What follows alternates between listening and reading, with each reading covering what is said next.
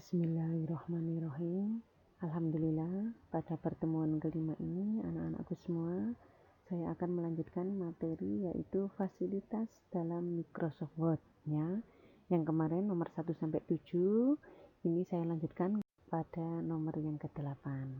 Sebelum materi ini saya lanjutkan ya, materi tentang Microsoft Word ini tentunya berkaitan dengan firman Allah yang berbunyi Nun wal qalami wa ma yasturun, artinya yaitu demi pena, nun demi pena dan apa yang mereka tuliskan. Nah, itu menunjukkan sudah dalam aplikasi Microsoft Office, tentunya Microsoft Word.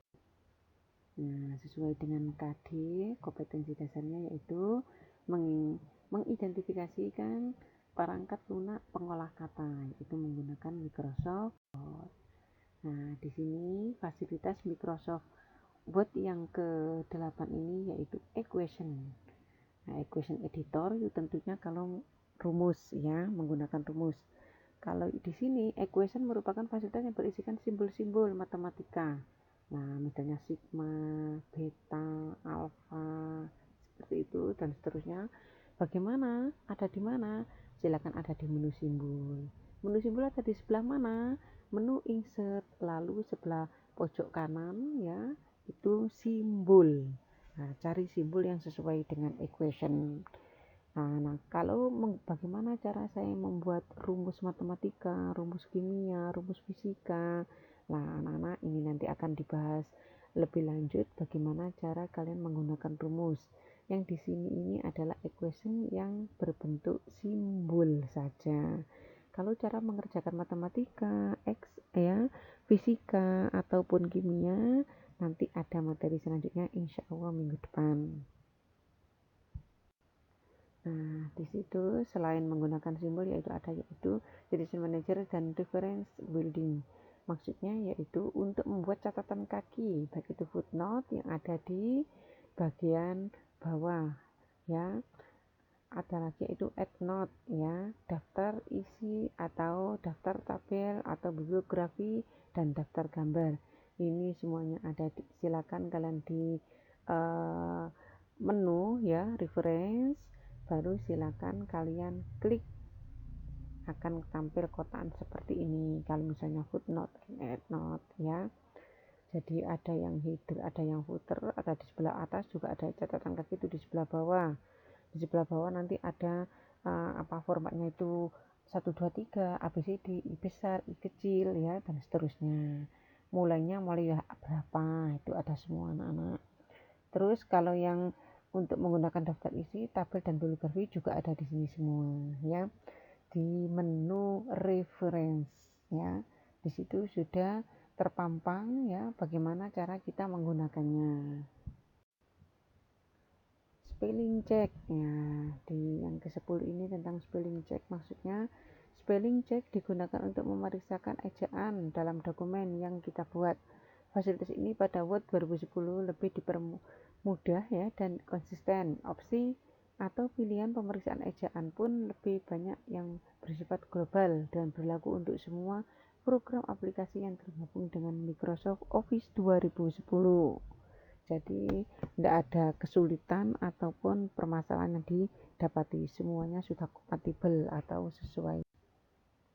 Yang ke-11 yaitu dokumen inspektor, maksudnya ya di sini yaitu untuk dapat mempermudah kita dalam melihat dan menyunting properti suatu dokumen menggunakan dokumen inspektor.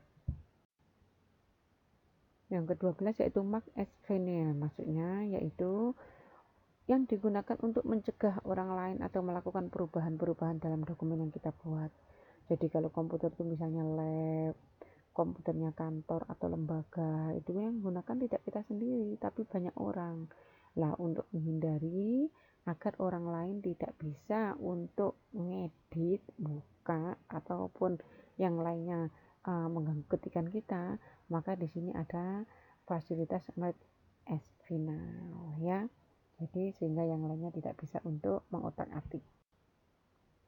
Yang ke-13 yaitu template. Ya, template ini fasilitas di mana di dalam template ini anak-anak bisa secara otomatis ya, ketikanya itu bentuknya keping di tengah atau di atas tengah atau di bawah, pojok kanan kiri ya, itu sesuai dengan keinginan kita.